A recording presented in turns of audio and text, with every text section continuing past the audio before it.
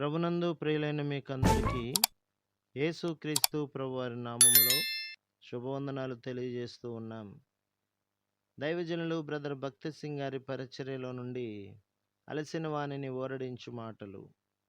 మార్చి 14. వారు ఆయన తట్టు చూడగా వారికి వెలుగు కలిగెను, వారి ముఖములు ఎన్నడూ లజ్జింపకపోవును. కీర్తన గ్రంథం 34వ అధ్యాయం 5వ వచనం. 1947వ సంవత్సరంలో యుద్ధభూమి నుండి తిరిగి తమ గృహములకు వెళ్ళుటకు 1530 మంది సైనికులను తీసుకొని ఒక ఓడ సౌతాప్టన్కు వచ్చెను.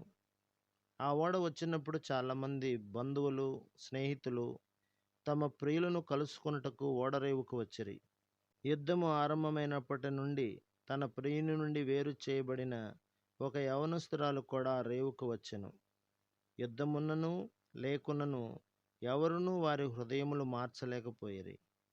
వారికి ఒకరికొకరు నమ్మకముగా నుండిరి. ఆ అమ్మాయి అక్కడ పైకి క్రిందికి వెళ్ళుచు అటు ఇటు చూసుచు ఆశతో వెతుకుచూ ఉండెను. అందరూ ఒకే విధముగా కనబడిరి. ఎందుచేతననగా అందరూ ఒకే విధమైన వస్త్రములు ధరించిరి. అంత పెద్ద సమూహములో ఆమె తన యవన భర్తను గుర్తించగలదా? ఆమె అటు ఇటు తిరుగుటను చూచి సైనికులు అపహసించసాగిరి. వారేమి అనుచున్నప్పటికీ ఆమె లక్ష్య పెట్టలేదు. తన యవన భర్త ఆమెకు ఉత్తరం రాసిన గనక అతడు తప్పకుండా ఓడలో ఎక్కడో ఒక చోట నుండునని ఆమె ఎరుగును. అకస్మాత్తుగా తన పేరు పిలువబడుట వినెను. ఓ, అతడే నా యవన భర్త, అతడక్కడ ఉన్నాడు అని సంతోషముగా అనెను.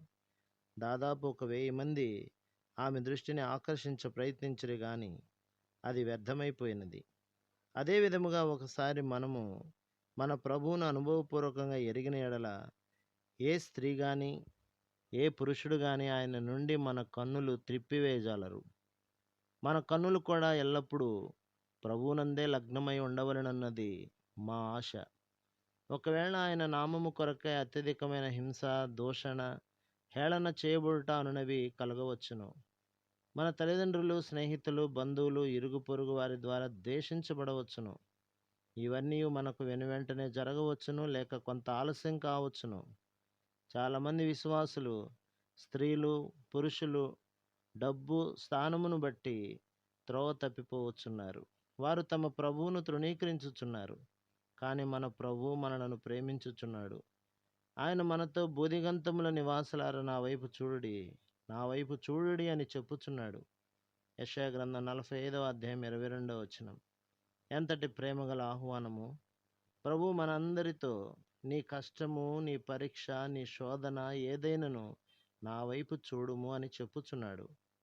విజయమునకు రహస్యం ఇదే. నీ భయములు, నీ కష్టములు, నీ హింసలు ఏమైనప్పటికీ ప్రభు తన వైపు చూచుటకు నిన్ను పిలుచుచున్నాడు. మొట్టమొదటిగా దావీదు పశ్చాత్తాపంతో కూడిన కన్నీటితో, దుఃఖముతో ప్రభు యొద్దకు వచ్చెను. అప్పుడు అతని ముఖములో సంతోషము కనబడినది. కీర్తనకారుడు, వారు ఆయన తట్టు చూడగా వారికి వెలుగు కలిగినని చెప్పుచున్నాడు. వెంటనే వారి ముఖములు ప్రకాశించెను. మనము ఈ మాటలు అధికారముతో చెప్పవచ్చును. నిన్ను ప్రేమించి నీ కొరకు మరణించిన వాని వైపు నీవు చూచిన ఎడల నీ కష్టములు, నీ పరీక్షలు, నీ బాధలన్నీ మాయమగును. గాయపరచబడిన తన చేతులను, కాళ్లను చూపి ఆయన ఈ మాటలు చెప్పుచున్నాడు. నా వైపు తిరిగి నీ కొరకు ఏమి చేసిదునో చూడుము. నిన్ను క్షమించుటకు, నిన్ను మార్చుటకు, నీ భయములన్నింటినీ, బాధలన్నింటినీ, పరిశోధనలన్నింటినీ తొలగించుటకు నేనెంత శ్రమపడితినో చూడుము. నేడే ఆయన వైపు చూడుము. అప్పుడు నీవు కూడా ప్రకాశమానముగా కాగలవు. ప్రభు మిమ్మును, మీ కుటుంబమును, మీ సంఘములను దీవించి ఆశీర్వదించునుగాక. ఆమేన్.